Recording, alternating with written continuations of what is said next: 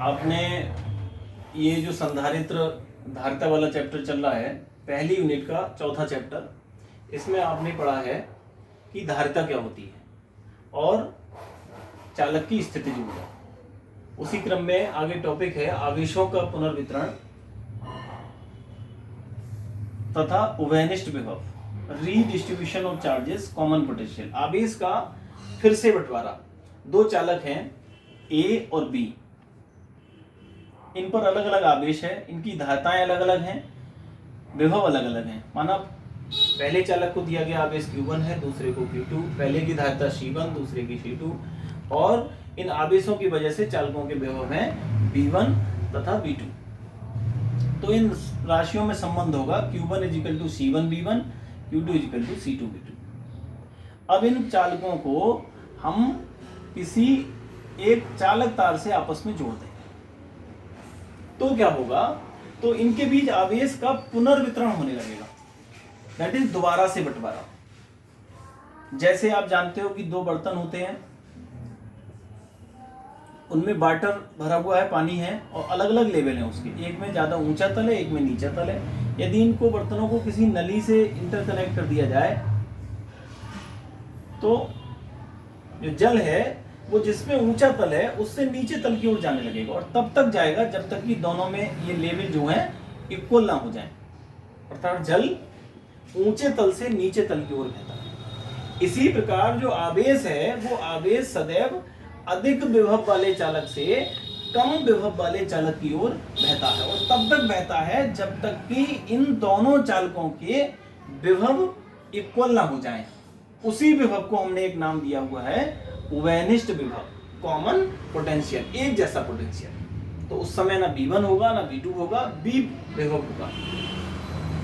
आवेश की मात्राएं बदल गई होंगी, धारिताएं इनकी वही रहेंगी। उस समय जो आवेश बाद में रीडिस्ट्रीब्यूशन के बाद जो आवेश होंगे वो Q1' होगा C1B और Q2' होगा C2B।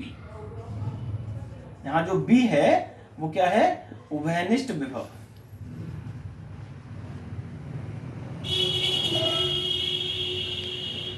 Common potential. हालांकि कुल चार्ज दोनों चालकों पर अगर बात करें तो वो उतना ही रहेगा जो पहले था, आवेश कहीं गया नहीं है। आवेश जिसका विभव ज्यादा था उस चालक से कम विभव की ओर चला गया है। यदि ए चालक का विभव ज्यादा होगा तो ए से बी की ओर जाएगा धनावेश, और बी का विभव ज्यादा होगा तो बी से ए की ओर आएगा। ये पॉजिटिव चार्ज के लिए धनावेश सदैव ऊंचे विभव से नीचे विभव वाले चालक की ओर बहता है, और तब तक बहता है जब तक कि दोनों के विभव एक जैसे ना हो जाएं।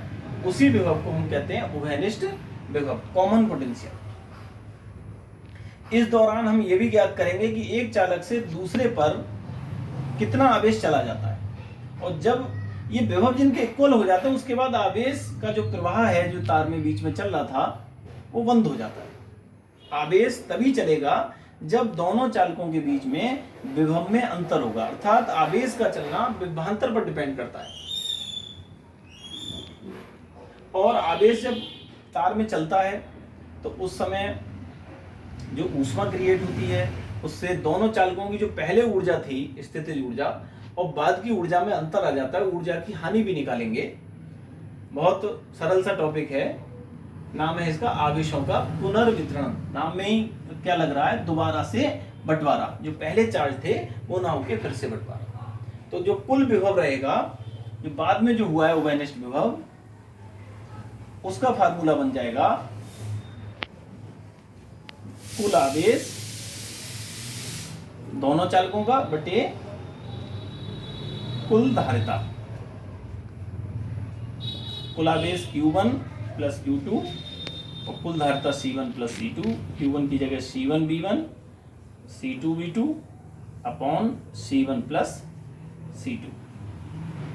ये उभयनिष्ठ विभव का फार्मूला आ जाएगा। इसी क्रम में आगे हम ये भी ज्ञात कर लेंगे, ये मानते हुए कि पहले का विभव ज्यादा था दूसरे का कम था, तो पहले से दूसरे पर कितना आवेश चला गया है ये भी हम फाइंड आउट कर लेंगे। बहुत आसान सा व्यंजक है। इस वीडियो को देखने के बाद में आप पेज नंबर वाइज जहां भी सिलेबस चल रहा है उसमें अगला पेज लिखकर सिस्टमेटिक ढंग से लिखकर आपको ये व्यंजक भेजूंगा, उससे आप नोट करेंगे। वीडियो बहुत बड़े अपलोड करने में डाटा भी जाता है, समय बहुत लगता है। छोटे छोटे वीडियो के माध्यम से आपको समझाने का प्रयास करेंगे।